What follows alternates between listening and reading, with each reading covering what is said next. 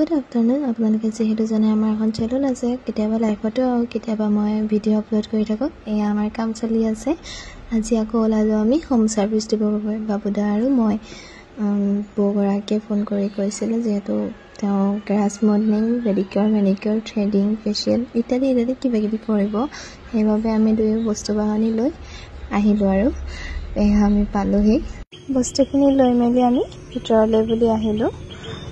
এয়া আমি ভিতৰত বাইদেৱে আমাক বহিব দিলে ইয়াতে কৰিম বুলি ক'লে যেহেতু আমি বস্তু বাহনি উলিয়াই মেলি ৰেডি ফাৰ্ষ্ট আমি ফেচিয়েলটো পেডিকিউৰটো কৰোঁ বুলি ভাবিলোঁ এয়া বাবুদাই পেডিকিউৰ কৰাত ব্যস্ত আৰু ময়ো মোৰ ভাগৰ ফেচিয়েল কৰাত ব্যস্ত আৰু এয়া পেক লগাই থৈছোঁ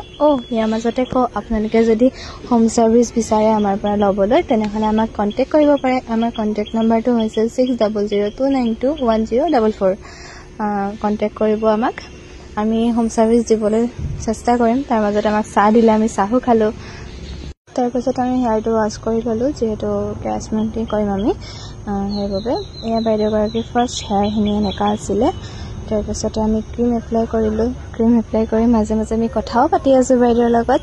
ক্ৰীম এপ্লাই কৰাৰ পাছতে ষ্ট্ৰেইটনিঙত লাগি গ'লোঁ এয়া গ্ৰাছ মডেলিঙৰ পাছৰ ৰিজাল্ট হয় তাৰ মাজতে এয়া ময়ো ওলালোঁ তাৰপাছত লাষ্ট ফাইনেল ৰিজাল্ট এইটো হয় বাইদেউৰ হেয়াৰটো ৱাছ কৰাৰ পাছৰ ৰিজাল্ট যদি আমাৰ কামবোৰ ভাল লাগিলে তেনেহ'লে আমাক কণ্টেক্ট কৰিব আপোনালোকে